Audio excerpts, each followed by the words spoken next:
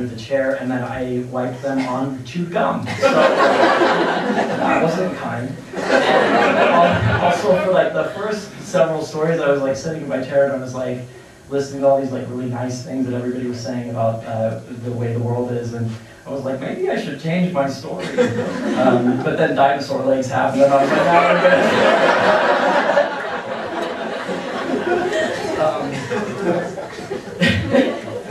I think my grandma has dinosaur legs. I've never touched them. The story, the reason why I said all that actually is the story that I'm telling isn't, I don't think it's really about kindness, and if it is about kindness, then I suppose I'm the person in the story who's kind, so yay. But actually I didn't feel kind at all. I feel more like an intermeddler. I really like getting in the middle of things. It's like one of my favorite things to do, because I don't have enough going on in my own life, so I get in the middle of other people's. And this story, this took place in 2010. It was summertime, and I was in the middle of law school at the time, although it was summer, and so it was summer break. And I had moved from Provo, where I was in law school, to Salt Lake City for the summer to work for this office, the Attorney General's office of the state of Utah.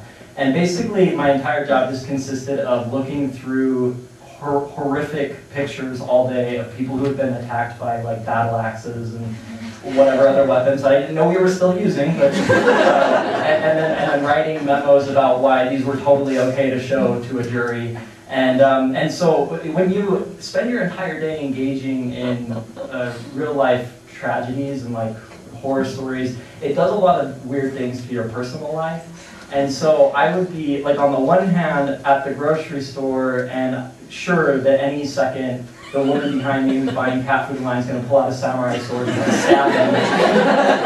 But then, like, on the other hand, I like always felt, I don't know, like, let down isn't the right phrase, but I always kind of felt let down that like the tragedies and like horrors that the workplace had made seem commonplace never actually happened in my life, and so it's been a really boring time. And I had like no friends at all. I was living in Salt Lake, and I didn't know anybody.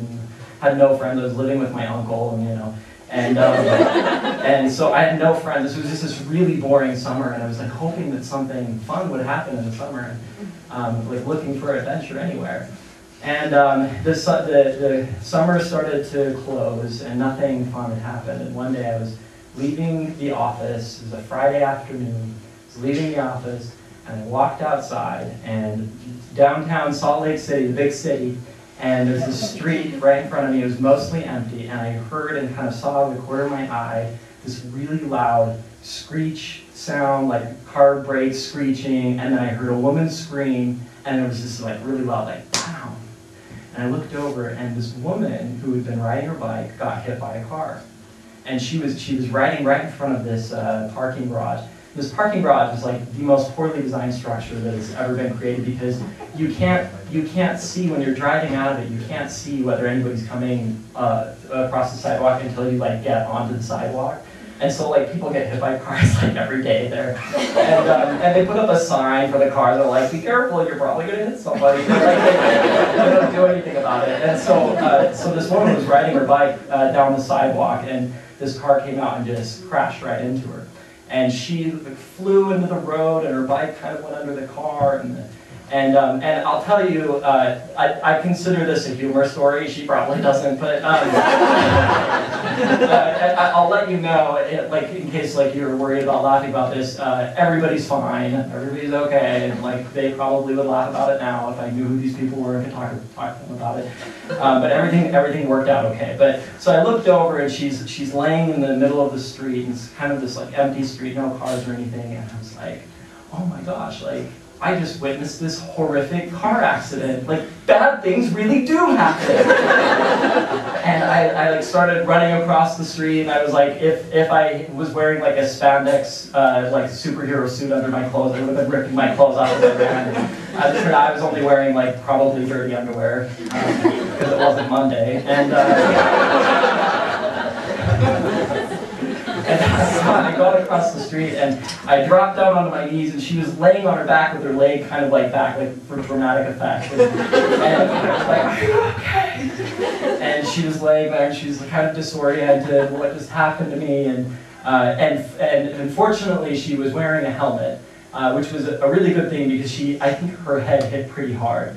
It hit the ground pretty hard, and I like felt compelled to find a child nearby to like condescendingly say, "This is why we wear helmets." When I was a kid, whatever there was like on the news or in the newspaper, anything about a car accident, my parents, Bob and Kathy, would immediately scream in unison to whichever of their children was closest, "This is why we wear seatbelts!"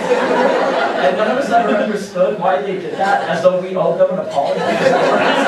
Because we didn't protest seatbelt wearing at all. Not even in the 80s when you didn't have to wear them. And still to this day, whenever I see a car accident or like hear about one, I can't shake the feeling that it's somehow all my fault. But so this woman's lying there, and the man who hit her, he'd gotten out of his car and he was hysterical. He was just like this mess. Like, "I can't believe this, I'm so sorry, I don't know what I did." And I was yelling to him, call 911, call 911, call somebody. And I didn't have my cell phone on me at the time, because it was 2010 and people didn't carry their cell phones. and he was like, couldn't be bothered. He was like so, worried or whatever, and I'm kneeling down in front of this woman. I was like, I don't know what to do, I don't have a phone, this man's not listening to me, somebody needs to call 911. And just then, this woman walked up, and I heard her yell out, she was a southern woman, she had this southern accent, I can't do a southern accent, but she was something like, "Oh my dear sweet Lord, what do you need me to do? What happened here?" And I was like, I can't do a southern accent. You know how it sounds, right?